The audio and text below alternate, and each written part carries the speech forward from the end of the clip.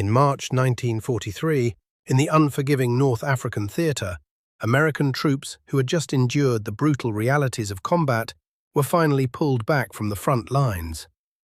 They anticipated a much-needed respite, hot food, restorative sleep, and a few days to process the trauma of battle. Instead, they got Patton. Within hours of assuming command of the Second Corps, General George S. Patton Jr. had them back in action. Not fighting, but training, running drills in full combat gear, conducting live ammunition exercises, and executing demanding night maneuvers. It was training more intense than anything they'd experienced before seeing actual combat. The soldiers were exhausted, angry, and utterly confused. They had just faced the Germans. Why were they being pushed like raw recruits? Patton's answer was characteristically blunt. "A tired army is a dead army, and I'd rather you be tired from training than dead from being unprepared."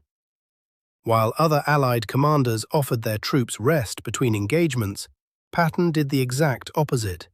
He pushed them harder, and by the time they re-engaged the enemy, they understood why. Patton's approach to training stemmed from a simple yet controversial belief. The human body adapts to stress, but only if you force it to. Most commanders understood that tired soldiers make mistakes, exhibiting slower reaction times, impaired judgment, and lower morale. The standard doctrine was to provide rest, allow recovery, and keep them fresh. Patton, however, believed the opposite. He thought that soldiers who grew comfortable behind the lines would be shocked and paralyzed upon returning to combat. He argued that rest made them soft, and that the transition from safety to danger inflicted more psychological damage than constant pressure. His philosophy was clear: train in conditions worse than combat, and combat itself becomes manageable. If soldiers drilled while exhausted, they would perform while exhausted in battle. If they trained with live ammunition flying overhead, they would remain calm when real enemy fire erupted. If they learned to function in chaos during exercises, they wouldn't panic in the chaos of actual warfare. Other officers considered this cruel. Why exhaust men who had already fought? Why not allow them to rest and recover? Patton's counter-argument was starkly mathematical. Would you rather have soldiers tired now or dead later? Because that's the choice. He believed that soldiers who trained hard survived, while those who rested died when reality struck. He had witnessed this in World War I and again in North Africa before he took command. Inexperienced troops, or those who had grown comfortable away from the front, would break under pressure. They would freeze, panic, and make mistakes that cost lives. Patton was convinced that relentless training, even near the front lines, even when men were already exhausted, was the only way to prepare them for the realities they would face. So, what did Patton's training actually entail? First, appearance and discipline. Patton was fanatical about this. Even in combat zones, soldiers were expected to wear proper uniforms and helmets at all times. Ties were required when not in direct combat. Boots had to be shined, and any sloppiness was met with immediate punishment. Other commanders thought this was petty. Who cared about ties in a war? Patton cared because he believed that soldiers who maintained discipline in small things would maintain discipline in combat. He saw attention to appearance as a reflection of attention to duty. Second, constant movement. Patton's units rarely stayed in one place for long.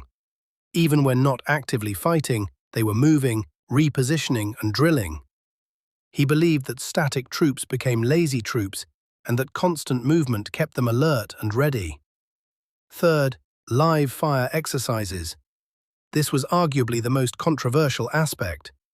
Patton would have artillery fire over his troops during drills, machine guns firing above trenches as soldiers advanced, and explosives detonating near formations to simulate combat conditions.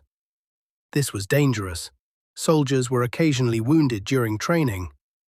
Some officers complained that Patton was causing casualties without even being in battle. Patton's response: Better a few casualties in training than hundreds in combat. If they learn to move under fire here, they won't freeze when Germans are shooting at them. Fourth, night operations. Patton pushed night training harder than almost any other commander. His units drilled in complete darkness, navigating by compass, coordinating without lights, and functioning when visibility was zero. Why? Because Patton knew that night attacks, when executed properly, were devastating. But they required troops who were comfortable operating in darkness. Most soldiers weren't, so he made them practice until darkness became not frightening, but merely inconvenient. Fifth, speed drills. Everything was timed. How fast could a foxhole be dug? How quickly could a weapon be disassembled and reassembled? How fast could troops load into trucks and move out? Patton was obsessed with tempo, and he drilled it constantly. Not everyone appreciated Patton's methods. Soldiers hated him, at least initially. They had just survived combat, lost friends, and were exhausted and traumatized, expecting a break. Instead, they got a general who seemed to care more about helmet straps and drill formations than their well-being. Letters home from soldiers in early 1943 were bitter, calling Patton a tyrant and complaining that he cared more about appearances than people and that he was working them to death. Some officers also pushed back, arguing that the men needed rest, that morale was suffering, and that exhausted soldiers were making mistakes in training that could be avoided with time to recover. Patton's response was always the same. They can hate me, that's fine, but they'll thank me when they're alive and other units are dead. I'm not here to be liked, I'm here to win battles and bring as many men home as possible. He also made a point that many officers found cold but couldn't argue with. Which would you prefer? Soldiers who are tired and alive, or soldiers who are well rested and dead? Because that's the actual choice. Medical officers occasionally intervened, warning that Patton was pushing troops beyond safe limits, and that exhaustion led to accidents, illness, and decreased effectiveness. Patton would listen, make minor adjustments, then push forward. His view was that doctors understood medicine, but not warfare. Yes, exhaustion had costs, but so did being unprepared. And in his calculus, the costs of unpreparedness were far higher. The proof of Patton's philosophy came in battle. When Second Corps returned to action after Patton's brutal training regimen, the difference was stark. The same troops who had panicked and broken at Kasserine Pass now held their ground under fire. Units that had been disorganized and ineffective became coordinated and aggressive. At El Guettar in late March 1943, Patton's Second Corps faced a major German counterattack involving tanks, artillery, and everything the Germans had. It was precisely the kind of assault that had shattered American forces weeks earlier. This time, American troops didn't break. They held their positions under heavy fire. Artillery crews stayed at their guns, even when tanks were approaching. Infantry maintained cohesion, even when taking casualties. The Germans were stopped cold. German commanders were surprised. These were supposed to be the same American troops they defeated at Kasserine, but now they were fighting like seasoned veterans, disciplined, aggressive, unfazed by the chaos of battle. What had changed? Patton's training.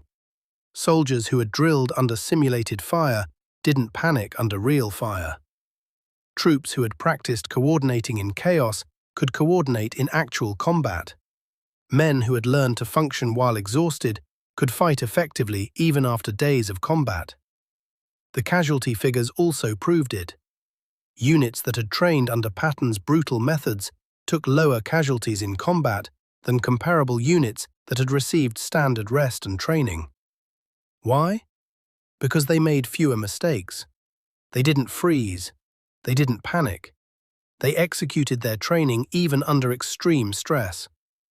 Soldiers' attitudes began to shift. The men who had hated Patton during training started to understand his methods. Yes, the training was exhausting and sometimes felt pointless. But in combat, when bullets were flying and friends were dying, They realized they knew what to do. They had done it all before in training. One soldier later wrote, "We hated Patton in North Africa, absolutely hated him. But when we got into combat again, I realized why he'd pushed us so hard. I wasn't scared. I was tired, sure, but I'd been tired before. I knew how to fight tired. Guys in other units didn't. They broke. We didn't." Patton continued this philosophy throughout the war.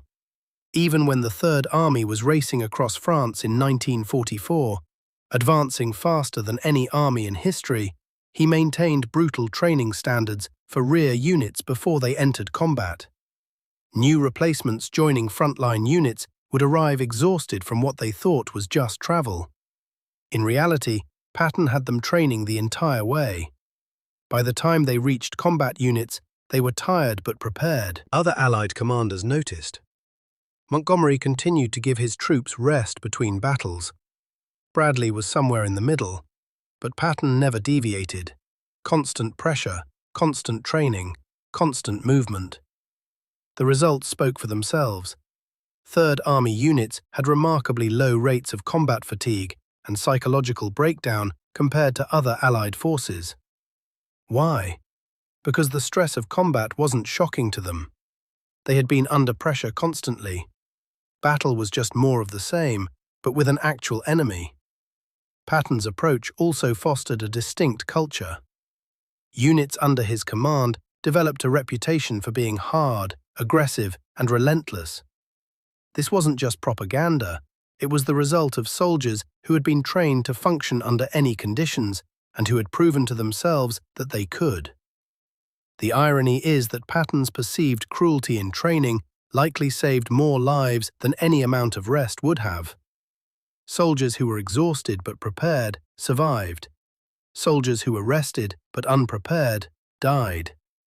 A tired army is a dead army sounds contradictory. Don't tired soldiers make mistakes? Don't exhausted troops underperform? Patton's answer was that it depends on what they are tired from. Soldiers tired from training have learned to function through exhaustion. Soldiers tired from combat without proper preparation simply break. His philosophy was simple. Humans adapt to stress if forced to. Make training harder than combat, and combat becomes survivable. Let soldiers rest and stay comfortable, and the shock of battle will destroy them. Modern military training has largely vindicated Patton's approach. Basic training, Ranger School, SEAL training, they are all built on the same principle. Push people beyond what they think they can endure. Exhaust them, then teach them to function while exhausted, because that's when they'll need those skills most. Patton's troops hated him during training, but many of them survived the war because of that training. Because when bullets flew and chaos erupted, they had been there before. In drills, in exercises, in training that felt worse than the real thing. That was Patton's genius, making preparation harder than reality, so that when reality came, his soldiers were ready.